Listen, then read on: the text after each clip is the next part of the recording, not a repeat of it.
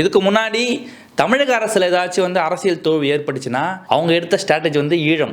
இப்போ லாங்குவேஜ்.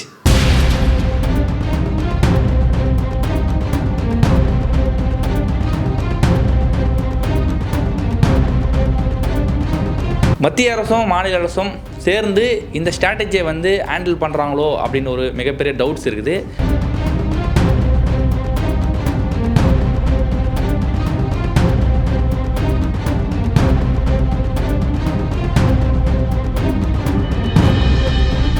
சான்ஸ்கிரிட்டுக்கு எவ்வளோ பட்ஜெட் ஒதுக்கிறாங்க, தெலுங்குக்கு எவ்வளோ ஒதுக்கிறாங்க, தமிழுக்கு எவ்வளோ ஒதுக்கிறாங்க, போஜ்பூரிக்கு எவ்வளோ ஒதுக்கிறாங்க, மராத்திக்கு எவ்வளோ ஒதுக்கிறாங்கன்னு ஒன்று இருக்குல்ல.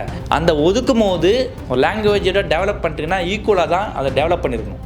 ஆக்சுவலி பார்த்தோன்னா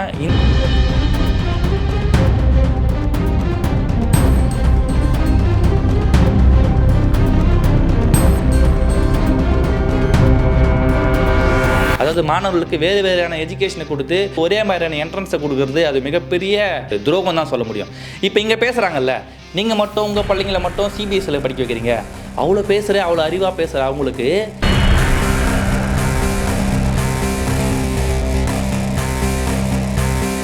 இதை இம்போஸ் பண்ணுறதை ஏன் எதிர்க்கிறாங்க அப்படின்னு ஒன்று இருக்குல்ல. நிறைய கொஸ்டின்ஸை ரைஸ் பண்ணுது. ஏன் ஹிந்தி மேலே மிகப்பெரிய அக்கறை, அதை ஏற்றுக்கிட்டான்னா உங்களுக்கு மிகப்பெரிய பாதிப்பு அப்படின்னு ஒன்று இருக்குதுல்ல.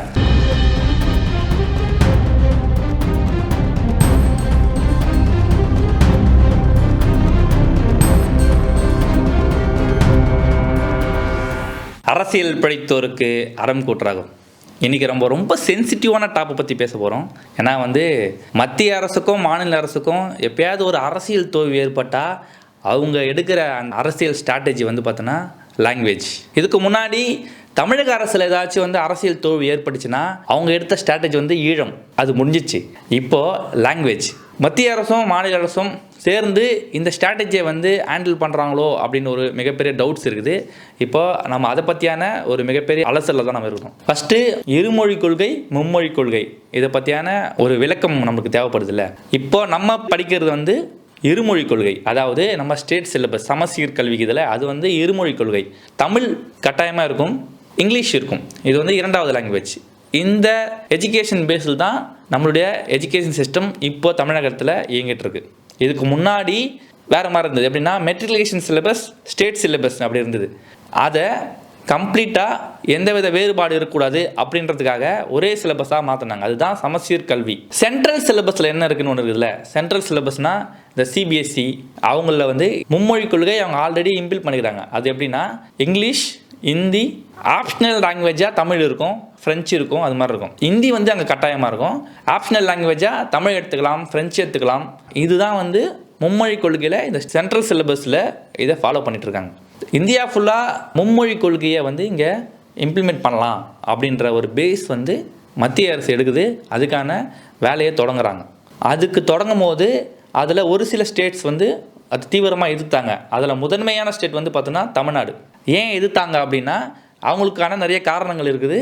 இதுக்கு இவங்களை இம்போஸ் பண்ணுறதுக்கு நிறைய காரணங்கள் இருக்குது. இவங்களுக்கு மும்மொழி கொள்கை, அதாவது தமிழ் உங்களுடைய மதர் டங் வச்சுக்கோங்க, இங்கிலீஷ் வச்சுக்கோங்க, மூணாவது லாங்குவேஜாக ஒரு ஆப்ஷனல் லாங்குவேஜ் வச்சுக்கோங்க அப்படின்றத மத்திய அரசு சொல்லுது. ஆனால் இவங்க என்ன சொல்கிறாங்கன்னா, ஓகே நாங்கள் தமிழ் வச்சுக்கிறோம், இங்கிலீஷ் வச்சுக்கிறோம், ஆனால் அது எப்படி சொல்கிறாங்கன்னா 1 to 5th ஒரு லாங்குவேஜ், 5th to 8th ஒரு லாங்குவேஜ், 8th to 12th ஒரு லாங்குவேஜ், இந்த பேஸில் இங்கே எடுத்துகிட்டு வராங்க. ஸோ இது ஒரு தப்பாக இருக்குது. ரெண்டாவது விஷயம் என்னன்னா, தமிழ் நான் ஒரு லாங்குவேஜாக எடுத்துக்கிறேன், ஏன்னா அது என்னுடைய தாய்மொழி. இங்கிலீஷ் நான் வச்சுக்கிறேன், ஏன்னா அது ஒரு அஃபிஷியல் லாங்குவேஜ், அது இன்டர்நேஷ்னல் குளோபல் லாங்குவேஜ்னா இங்கிலீஷ் வச்சுக்கிறேன். அந்த மூணாவது லாங்குவேஜாக எதை வைக்கிறது அப்படின்றதான் இங்கே பிரச்சனை. மூணாவது லாங்குவேஜ் நீங்கள் என்ன வேணாலும் வச்சுக்கங்க அப்படின்னு சொல்கிறாங்க. என்ன வேணாலும் எப்படி வைக்கிறது? இப்போது பட்ஜெட்னு ஒன்று இருக்குதுல்ல. இப்போ ஹிந்திக்கு எவ்வளோ பட்ஜெட் ஒதுக்கிறாங்க, சான்ஸ்கிரிட்டுக்கு எவ்வளோ பட்ஜெட் ஒதுக்கிறாங்க, தெலுங்குக்கு எவ்வளோ ஒதுக்கிறாங்க, தமிழுக்கு எவ்வளோ ஒதுக்கிறாங்க, போஜ்பூரிக்கு எவ்வளோ ஒதுக்கிறாங்க, மராத்திக்கு எவ்வளோ ஒதுக்கிறாங்கன்னு ஒன்று இருக்குல்ல.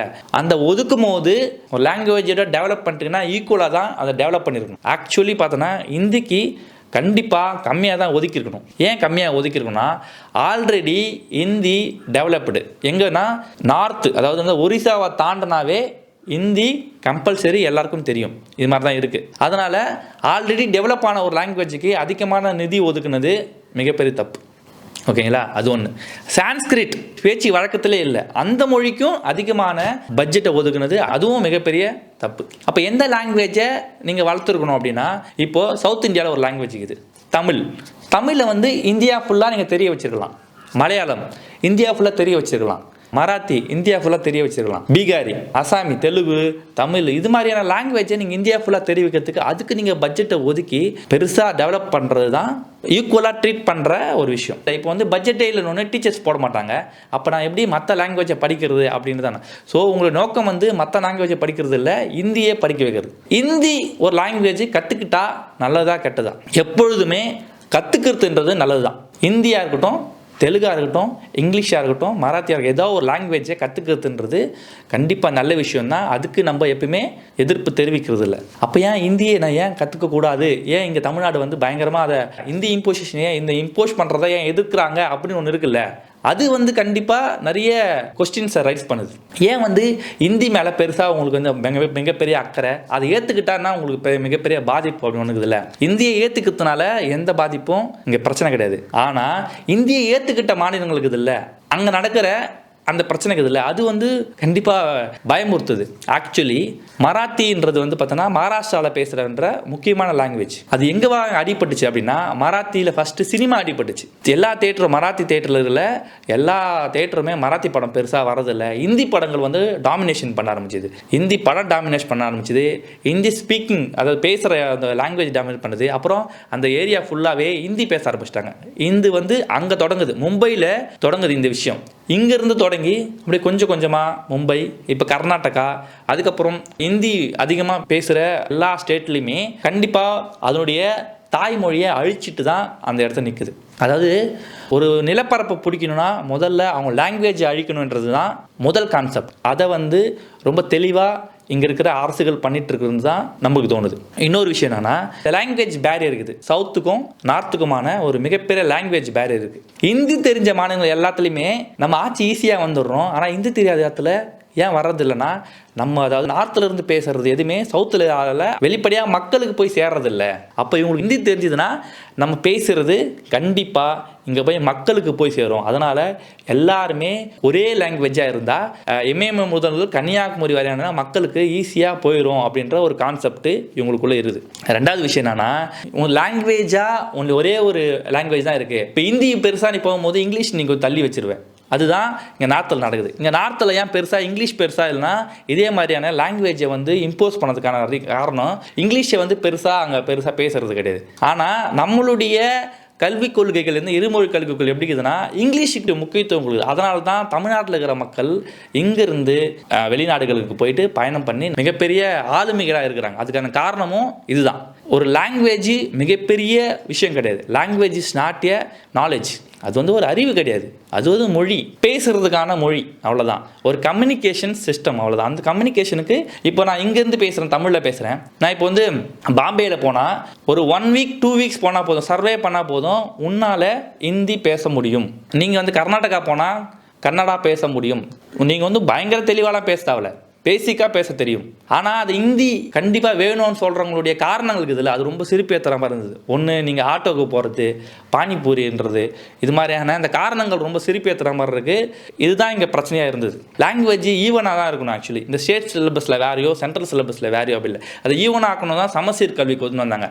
அப்படின்னா நீங்கள் என்ன பண்ணணும்னா, கம்ப்ளீட்டாக இங்கே இருக்கிற ஸ்டேட் சிலபஸை தாண்டி சென்ட்ரல் சிலபஸை கட் பண்ணி விடணும். அப்போ தான் அது ஈவனாக மாறும்னு நினைக்கிறேன். ஏன்னா அப்படி கட் பண்ணால் நீங்கள் நீட்டை கட் பண்ணணும், எல்லாத்தையும் கட் பண்ணி தூக்கி போட்டு என்ட்ரன்ஸ் எல்லாம் போட்டு தனியாக ஒரு பெரிய ஆட்சியை நடத்த முடியாது. நீங்கள் சென்ட்ரலில் என்ன சிலபஸ் கொடுக்குறீங்களோ அது சென்ட்ரல் சிலபஸாகவும், ஸ்டேட்டில் என்ன கொடுக்கணும் ஸ்டேட் சிலபஸாகவும் கொடுக்க முடியும். அது ஈவன் அந்த இதுவும் பார்க்க முடியாதுல்ல. இப்போ என்ன பண்ணுவீங்க, இது ஈவன் பண்ணிட்டதுக்கப்புறம் இப்போ இன்டர்நேஷனல் சிலபஸ் ஒன்று இருக்குல்ல, அது கூட நீங்கள் கம்பேரிசன் பண்ண மாதிரி ஆகிடும். ஆனால் இது ஒரு வகையான தவறு தான். அதாவது மாணவர்களுக்கு வேறு வேறையான எஜுகேஷனை கொடுத்து ஒரே மாதிரியான என்ட்ரன்ஸை கொடுக்குறது அது மிகப்பெரிய துரோகம் தான் சொல்ல முடியும்.